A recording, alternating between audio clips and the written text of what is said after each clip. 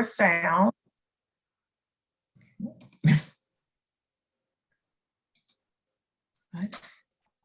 Since I know this is an evening program, I like to try to start on time, give everyone their evenings back. But good evening. My name is Sarbeth Fleming, and I am one of the co-chairs for the Access, Inclusion, and Success Committees for SACAC. And SACAC is the Southern Association for College Admissions Counseling. So welcome, welcome, welcome.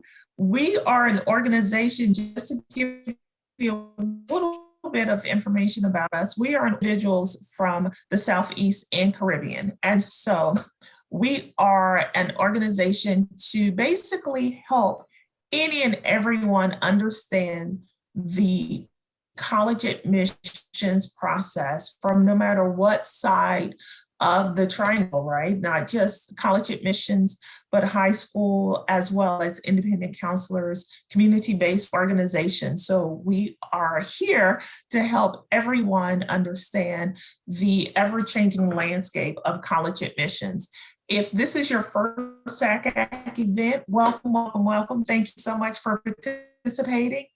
This is the last college admissions workshop of the year, formerly known as Mini Camp College. So if you've missed any of the other ones that we've had this year, we've had about 12 this year. You can go to sacac.org and look up Mini Camp Colleges, and there are recordings for all of the ones that we've had this year. So please feel free to go back and use that as resources. But again, once you get on the SACAC's website, go and explore. There are a lot of upcoming programs, not just for college admissions professionals, high school, college counselors, as well as anyone who is affiliated, community-based organizations, independent counselors, parents, and current students. There's scholarship opportunities. Go and explore our website. You'll get a lot of information. But what I want to do, because I am so happy about this program tonight, Who Wants to Be a Millionaire? Me. And knowing it is never too early to think about funding college, and college is one of those rare things that keeps going up with price. I look at the college where I attended and I am shocked at how much it costs now, but it was worth every penny. So I want to turn it over to our two experts that we have here. Freddie, who is actually also on the SACAC board, and if you're interested in becoming a member of SACAC, please go to our website, email either one of us. But Freddie is actually joining us. This is how dedicated he is to SACAC. Freddie, where are you joining us from? Sorry, Beth, thank you so much for the warm welcome. I'm thrilled to welcome everybody from Buenos Aires, Argentina right now. And then on our side, there? I'm just What time is it there? I'm just curious. So right now it's actually 9 o'clock at night. So we're excited that everybody can join us. And with Sarbeth's warm welcome about what SACAC does and who we are, I just want to introduce as well the MVP, probably the most important person on today's session today, one of my colleagues and really someone that knows financial aid better than anyone I've ever met, Mr. Travis Williams. Perfect. So we are excited. Oh, sorry. Go ahead, Sarah. Sorry. To you. No, I said I was turning it over to you. I'm going to sit here, and as a parent, I need to take notes as well. So I'm about to pull out my notebook and start taking some notes. Take it away. Perfect. Sounds great. So everybody, welcome to Who Wants to Be a Millionaire? There's going to be a few rules to the presentation. As you know, just like in Who Wants to Be a Millionaire, we will have 15 questions. So you will have 15 interactive polls that we will be answering correctly, because if we don't answer it correctly, we won't win the $1 million. Here's a few things that we're going to be doing a little bit different today. As I mentioned, with the most important person on the panel today being Mr. Travis Williams. He is the Assistant Director for Financial Aid at Lynn University. He is the expert not just on financial aid, but he's also the best military liaison in the United States. So any questions that you may have during this process, instead of asking it in the chat box and asking me directly, please make it to Travis Williams. He will be answering the questions on the back end. But as you know, as I mentioned with Who Wants to Be a Millionaire, you will have 3 lifelines: 50-50, phone a friend, and poll the audience. So we will be starting off with our first question of the 15. And as I mentioned, get ready for 15 interactive polls. All right, so for the first one, we really want to debunk one of the myths. So in the United States, what percentage of students actually pay the sticker price to attend college? And I will be launching the first poll. Perfect. I will give you about 30 seconds to complete it. Do you believe it is 60%? Do you believe it's 23%? Do you believe it's 90%? Or do you believe it is 11%?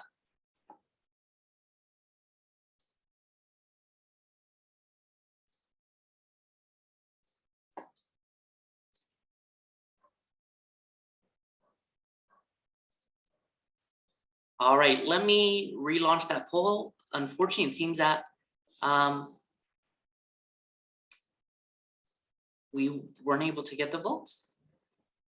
Oh. Just to confirm, is everybody able to access the polls? If you can just let us know in the chat box, that would be a huge help.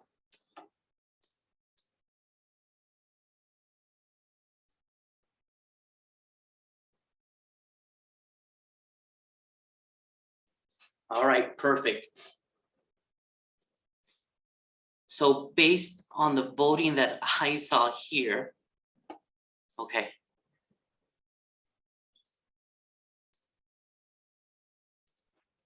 Freddie, sorry about that. I think I messed something up because I'm the co-host, so I hit end poll. Not an That's issue. why I got messed up. Sorry about that.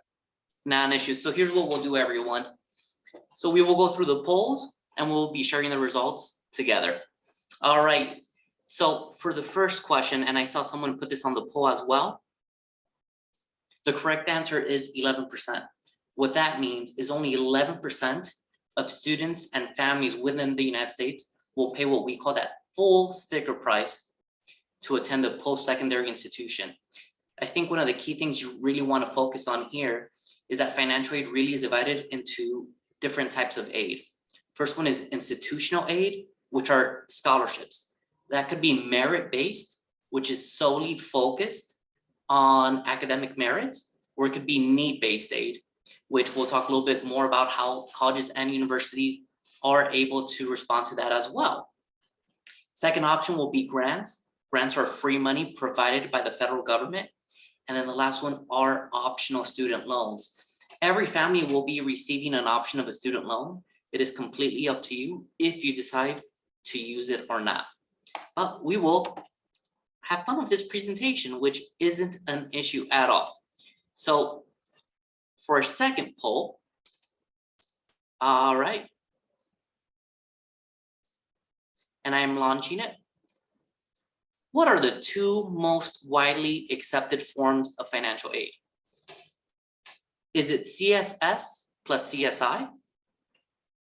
Is it CSI plus FAFSA? Is it the FAFSA plus the CSS? Or is it the EFC plus the CSI? I love it. Everybody's an expert already. All right, so we have an overwhelming favorite. 100% of you said it is FAFSA and CSS. All right, let's see if we're right. It is the FAFSA and the CSS profile. Here's a few tips and tricks as well. So the CSS profile does come from the College Board. It's only roughly about 20% of post-secondary institutions that actually use the CSS profile.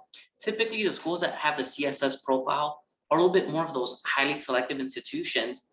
One of the differences between CSS and the FAFSA is one, there actually is a fee to apply with the CSS profile. And then secondly, institutions that use the CSS profile also determine institutional scholarships through the CSS profile. The FAFSA, for the most part, schools that require it do not use it for scholarship purposes. It is free of charge. And I would probably say about 80 to 85% of institutions in the United States actually use the FAFSA. So that should give you a better idea of the 2 most common forms. All right, for 300. This is another one that SACAC has really put a lot of effort fighting for. So I'm excited to ask, who cannot apply for federal-based aid? So in your thought, is it children of immigrants? Is it if you're over 21? Is it if you're first-generation students? Or is it if you're DACA, which really is that Dreamers Act? All right, so it's definitely a close vote. Looks like one side is getting a little bit more than others, so that's going to be exciting. All right, so most of you said the answer is DACA. So let's see if the answer is correct. It is correct. And that's one of the unfortunate circumstances that we currently see right now in the United States. We've seen a tremendous amount of students from Africa, Europe, parts of South America arrive under that Asylee DACA Act. The unfortunate truth is that in order to submit the FAFSA, you must be a US citizen or a green card holder. So unfortunately, DACA students do not qualify under that realm. However, though, most DACA students are able to receive institutional aid, which is merit-based scholarships for most post-secondary institutions. All right, let's go into the next one. And this is actually you're gonna get a lot of dates and a lot of data, so we're excited to debunk them. So for our next poll, all right, my son or daughter has applied for the CSS and the FAFSA. Both of them can be submitted beginning on what date? Is it October 1st, January 1st, December 1st, or March 1st? This is a great question to debunk one of those most common myths within financial aid.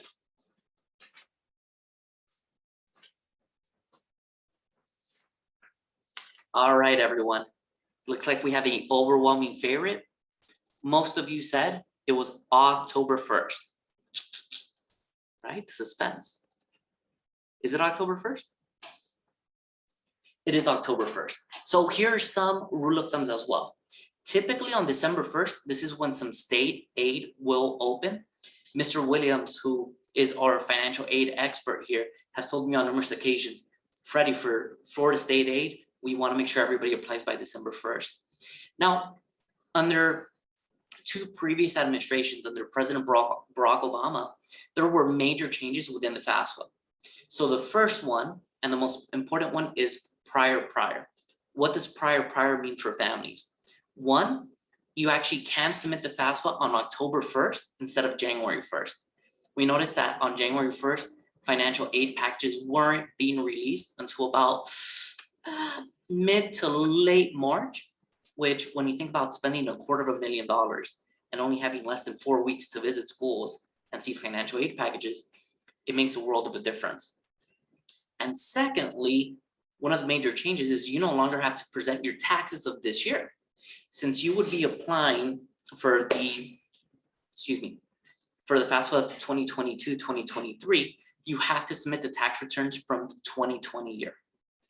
Now, March 1st is the recommended deadline for most post-secondary institutions for you to submit your FAFSA or the CSS profile, because the unfortunate truth is after March 1st, a lot of state aid students become waitlisted.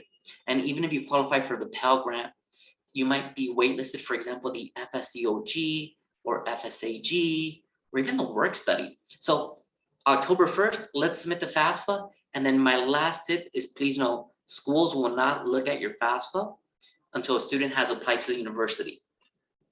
Once more, we have an incredible hand here in Travis Williams. As we're having this presentation, if you have particular questions about financial aid, please make it out in the chat to him. He is the best person that will be responding to them on a case-by-case situation. All right, let's go into the next one.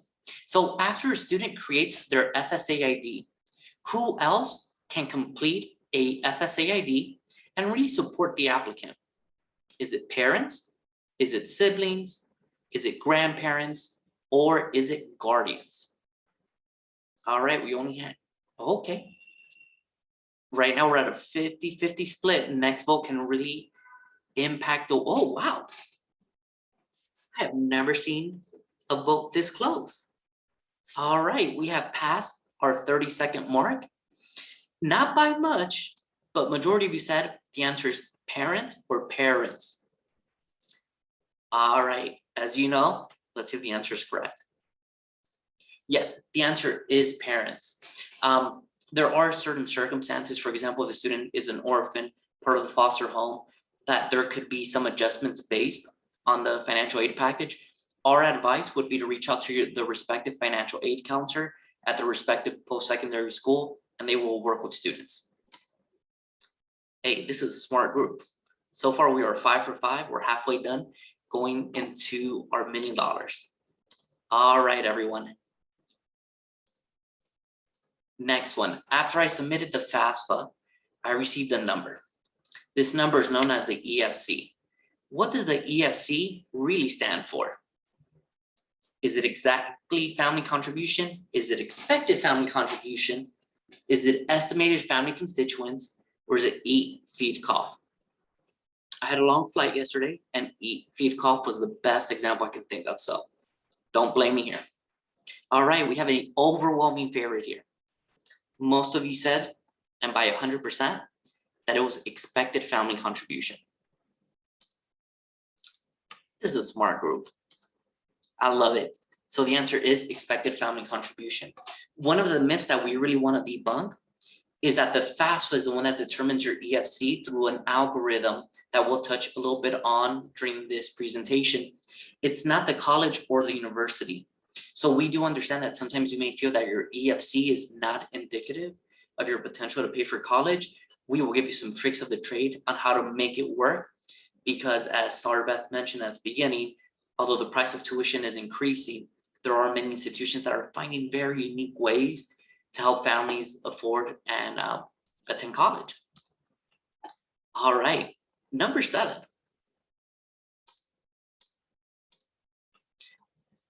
All right.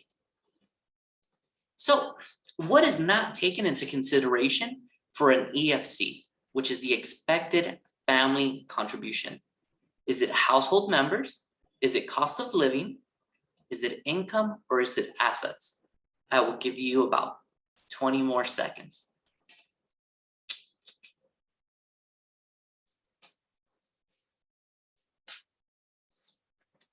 All right. Looks like it is a close vote. I am stopping this. I want you to see the results. As you can see, cost of living outweighed assets by a vote. But the question is the majority of the group right? It is. It's the cost of living. So basically, at the end of the day, there's 2 major themes behind the FAFSA and determining an EFC, which is parental income and parental assets. One of the unique algorithms behind it as well is that once families reach a certain age, the federal government feels that your family should be contributing more towards their retirement than your education.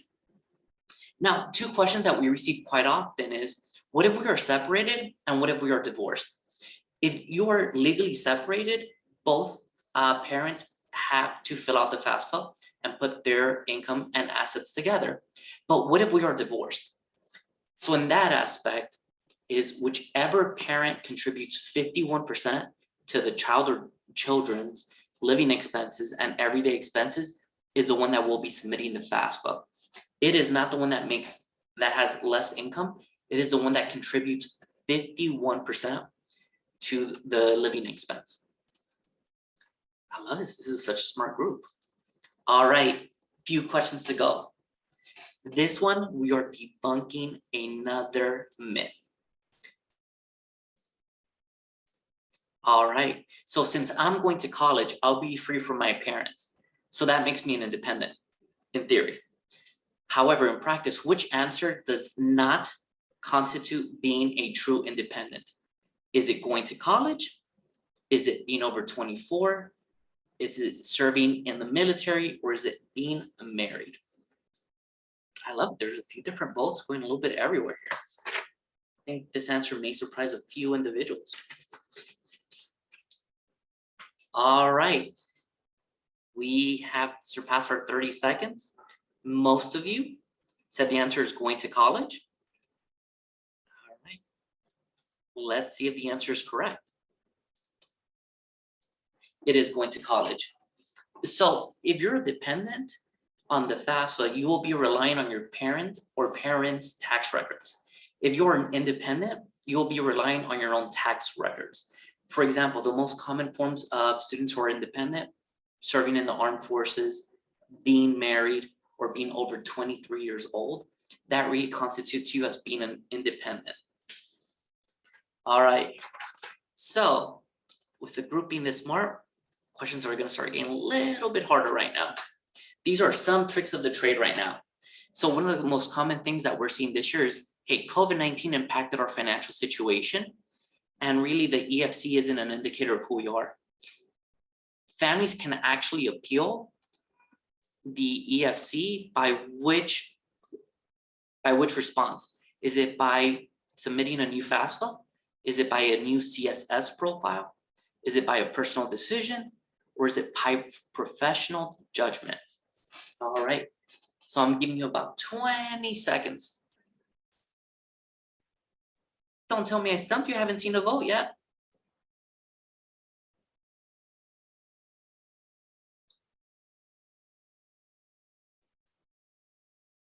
All right, so this is the hard question, huh? I guess this is where we have everybody. Luckily, our expert for financial aid, Travis Williams, is kind enough and he volunteered to phone our friend. So Travis, if you may, from your expert advice, what is the correct decision here? So the process is known as professional judgment. All right, let's see if our expert is correct. Of course our expert is correct. Why would I even determine that? So So the contact, the student just has to contact the financial aid office at the college they're attending to request that process. thank you so much, Travis. And one of the things that we noticed in previous years, especially this past year, is with so many EFCs not being indicative of families' potential to pay for college, here's a few tricks of the trade. As we know, so as we know on our side, the taxes you'll have to submit is 2020. If you feel that the taxes from 2020 are not indicative of where you are right now, you can submit the ones for 2021 and an estimate of 2022. Those 3 documents and tax returns can be sent to each respective financial aid counselor, and they will make the determination on whether the EFC can be modified. But again, this is a case-by-case situation. All right, everybody. If you don't know me by now, you will soon. I love data. I love numbers. So we're going into data and we're going into numbers. All right, so this is incredible. I qualified for the Pell Grant, which covers all of my tuition. Unfortunately, that's quite a myth. In reality, the maximum Pell Grant offered per year. All right, everybody, let's take your best shot. We have 2 lifelines left. Poll is up. You have 30 seconds. Do you think it's 54.90? Do you think it's 61.25? Is it 64.95?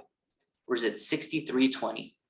I will say one of the great things about the federal government is when I was a student, the maximum students could receive was about $5,300, which was a major difference to what we currently see. All right, everybody, we are tied half and half. We need 1 more vote. Oh my goodness. So, I have never been in this situation before. We have a 3-way tie. So Mr. Williams was kind enough to say, you know what? Let's do a 50-50. So I will be relaunching the polls and you will have 2 options. Is it A, 54.90, or is it C, 6,495? Once more, is it A, 54.90, or is it C, 6,495? All right, we're launching the poll again. All right, I love the confidence already. All right, everybody, I'll give you about 10 more seconds. All right, 4 of 6. Right now we have an overwhelming favorite, and most of you said the answer is $6,495. I like numbers, I like probabilities. And our probability is correct. It is $6,495. Once more, I've seen an incredible increase from when we first started. one of the great things that we are doing as an organization with SACAC is we are really being that voice for not just college counselors, but post-secondary institutions as well. There's a bill that's currently being discussed in which we're hoping that the Pell Grant will be doubled very shortly. So if you feel that you're driven and you want to advocate for your students or for your families, help us out. The more voices we have, the more we can make that incredible impact for society. All right, everyone. We're doing a great job, but I will say, be prepared. It is all data moving forward. All right, we're down 2 lifelines, and we're going into our final questions. I'm confident with this group. All right, everyone. So I just launched the poll. In the United States, it takes a student on average how long to graduate with a bachelor's degree? Is it 5.5? Is it 8 years? Is it 4 years? Or is it 6 years? I think first and foremost, it's quite an embarrassment that in the post-secondary side, the answer is the options are more than 4 years. That's something that as an organization, SACAC consistently works on. So right now we have an overwhelming favorite. Most of you said the answer is 5.5 years, which big issue in post-secondary and higher institutions, right? The unfortunate truth is you are right, it's 5.5 years. Here's a few rule of thumbs. There's a lot of opportunities for families once you apply into college where you can receive additional funding, like endowed scholarships. That could be scholarships from the institution based on need-based or merit-based aid. There's some schools that provide a 3-year degree program. I promise I'm not trying to plug where I work in, but one of the things I love about my institution is we have a 3-year degree program that we will actually pay 30 credits for students to finish early. Another great opportunity is if you become a resident assistant at most institutions, you can actually apply for this role, and if you receive it, you supervise a floor or a wing, and you are compensated with room and board. If you have Instagram, I will put her at towards the end of the presentation. My good friend runs a program called Scholarship Plug for Students. She lists scholarships that her students win on a daily basis. So it is legitimate, and she really helps change so many individuals' lives. All right, everyone. Last 4 questions. And here comes the hard ones. So a subsidized loan, this one does not accrue interest while you're in college. What's the interest rate that it will be for this upcoming year? Do you think, is it 5.45, 5.45? Is it 6.54? Is it 3.73? Or is it 6.98? I will give you all about 15 more seconds. I love everybody's optimism thinking that it's 3.73. We got to stay positive here. Oh, okay. I love this. Y'all put us in another tie. That is absolutely incredible. So here's what we will be doing as a team. So since it's a tie, I'm going to go into 2 responses and you can only pick 2. So the first answer, the first option I'll give you, is it 3.73 or is it 6.54? Once more, do you think it is 3.73 or do you believe it's 6.54? All right. I'm confident, everybody. 6.54 or 3.73.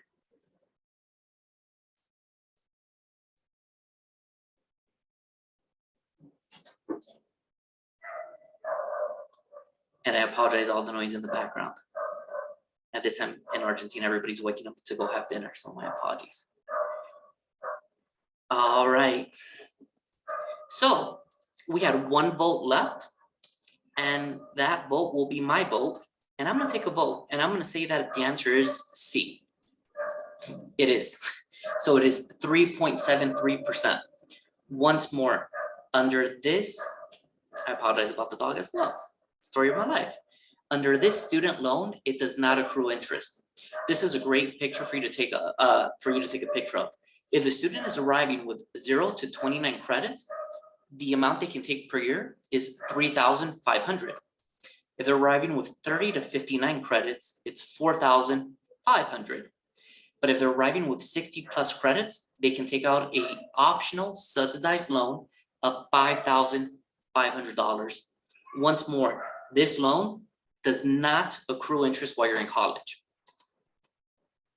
Y'all, we are 3 questions away from $1 million. Remember, sharing is caring. When you win, share it with me and with Mr. Williams. You know, I got to put my 2 cents in. So,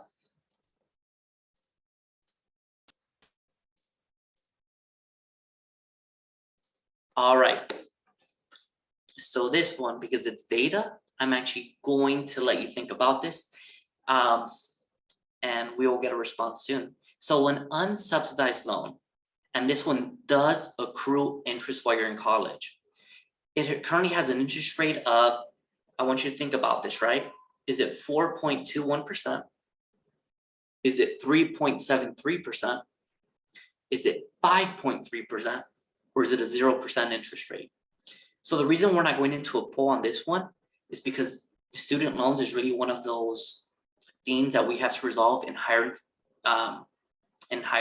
ed. So I'm not going to put the pressure on you to get $1 million to get this question correct, and we will be working together. And the answer is, it's a 3.73%. Here's the thing with the unsubsidized loan. The unsubsidized loan, every student will have an option to receive it. The subsidized loan, it is a need-based loan. What does that mean, need-based loan? That means that not every family will qualify for the subsidized loan. If your family, if the federal government deems that your EFC is too high, you'll be given the option of an unsubsidized loan for a traditional first-year student of $5,500. Once more, this is crucial because unsub does accrue interest while you're in college, subsidized does not. Let us go into the final 2 questions. One of the things I really want to focus on is eliminating that stigma behind loans. So let's ask ourselves, when do mandatory payments for the subsidized and unsubsidized loan begin? So I am launching the poll. I will give you 30 seconds. Do you think it is 6 months after the final date of attendance? Do you believe once you're in college? Do you believe it's 6 months after the final date of graduation? Or do you believe once you find a job? I love it. There's a lot of back and forth on this. Back and forth on this. All right, we have 1 more vote to go. Perfect. Now, this is Who Wants to Be a Millionaire SACAC version, which means we have a 4th lifeline. And our 4th lifeline is phoning a financial aid counselor. So, Mr. Williams, would you be kind enough to let us know what, in your opinion and with your experience, what you think the answer is? The answer is option A, 6 months after the final date of attendance. Thank you so much, Mr. Williams. So yes, it is 6 months after the final date of attendance. Please know, and this is what I always recommend my students, if you're doing a sub or unsubsidized loan, you can actually start making payments while you're in college. You don't have to wait 6 months after the final date of attendance. Now, payments can also begin if the student drops to less than half-time enrollment. So I'll give an example. Let's say let's forbid something happens and you're a sophomore in college and you have to quit going to school to help your parents or family circumstance. 6 months after the last date that you took a course is when your first payments will be due. That's why, again, right, let's go against the stigma about sub and unsubsidized loans. Now, for $1 million, let's say that you're not able to make the full payment for the fall and spring term with cash or check or a credit card. And let's say the payment plans are too high for you at this time.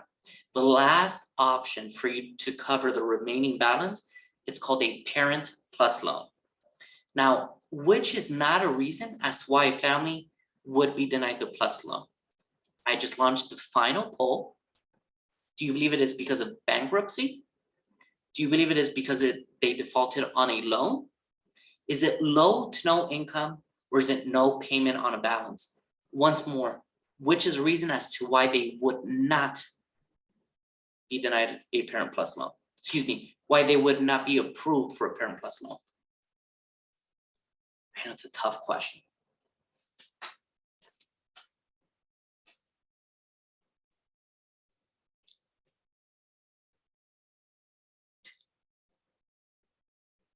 All right, everyone. Unfortunately, there was a small error on the polls. So I have to, oh, my apologies. I'm going to run it one more time and I will give you two options. Is it low to no income or is it no payment on a balance? Is it low to no income or no payment on a balance? So if you wouldn't mind, let's use those last two options again. Is it low to no income or no payment on a balance?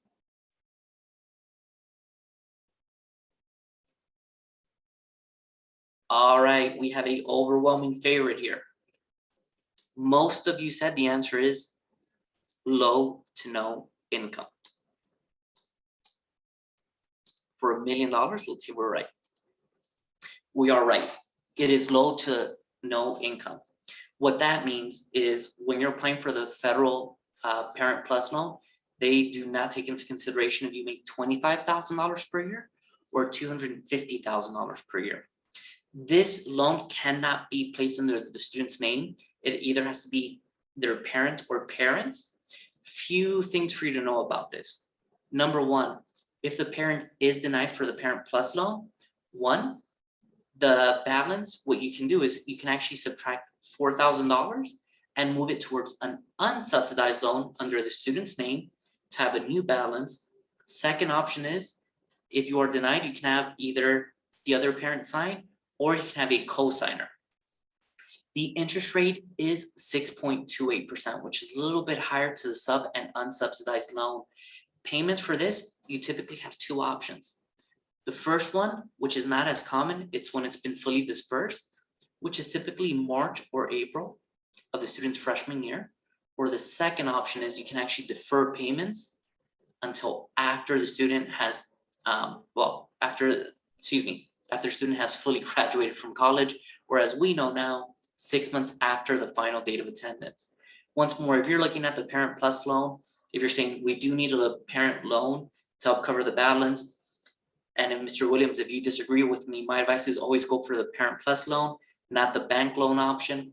The bank loan option, one, may have higher interest rates, two, and may actually require you to start payments right away. But at the end of the day, everybody, congratulations. You won $1 million. Thank you so much for joining us today. Mr. Williams and myself will be here just for a few more seconds to see if there's any other questions that we can answer for you. But again, please know that this is just the top part of financial aid. What I will be doing is I will be putting my contact information in the chat box. So if you have any particular questions, we would be more than happy to connect you with our financial aid office. Give me 1 second here.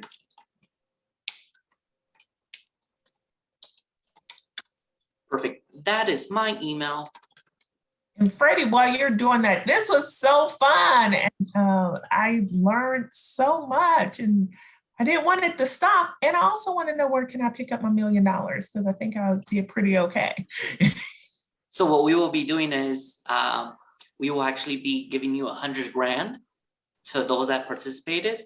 If you can just email me where you want it to be sent, we are giving you 100 grand the candy. I'll take it. Well, once more, so fun. We know that this isn't a easy conversation. Again, this is just the top of the financial aid funnel. If you feel that you have additional questions, please feel free to reach out to me. I love to connect you with our financial aid office. You can also send me a text message. But again, we promise that the financial aid process is not difficult as long as we submit everything on October 1st, before March 1st, and we're ready to go. So, Mr. Williams, thank you so much for your time. You're welcome. Sarbeth, thank you so much for having us today. Everybody enjoy the rest of your Wednesday or Thursday. I don't know what day it is anymore. But we hope that you can join us for our SACAT conference. And one of the things that we're very proud of, and this is something that Sarbeth has been working on the last couple of years with the rest of our executive board. If you aren't aware, SACAC will be providing free registration this year for public school counselors and CBOs. If after today you're saying I have a passion for SACAC and I want to help out, we would love for you to join us. The more voices and the more advocates, the more damage we can do as a team. But thank you so much for everyone tonight. Mr. Williams, Sarbeth, thank you so much for this opportunity, Thank you. and have a great night, everyone. Good night. Bye-bye.